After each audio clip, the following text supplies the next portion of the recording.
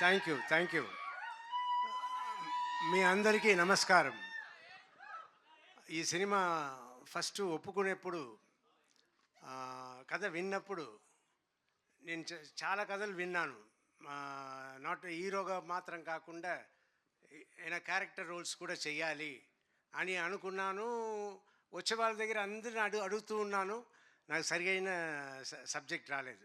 After 2 years 3 years తర్వాత నాకు అభిలాష్ గారు ఈ సబ్జెక్ట్ చెప్పారు. చెప్పగానే నాకు చాలా నచ్చింది. కానీ అయ్యో, మనం సర్వానంద్ గారి సినిమాకి వెళ్ళి చేస్తున్నాము, మన సెకండ్ హీరోనే కదా అన్నట్టు అనుకున్నాను. తర్వాత నేను, నా పిల్లలు, జీవిత అందరూ మాట్లాడుకుని, అవును మీరు చెయ్యాలనుకుంటున్నారు, అలాగే ఉంటుంది, చెయ్యండి అన్నట్టు చెప్పి చేయించారు.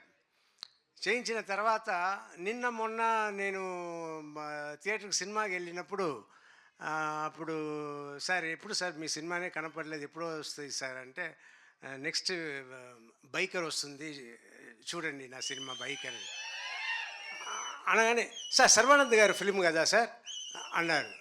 ఏంట్రా నా సినిమా అంటున్నా, సర్వానంద్ గారి సినిమా అంటున్నారు. అవునవును సర్వానంద్ గారి సినిమా. తర్వాత నేను చెప్పడం అంతా, సర్వానంద్ గారి సినిమాలో నేను ఉన్నాను, మీరు చూడండి థియేటర్లో అన్నట్టు నేను చెప్తూ ఉన్నా.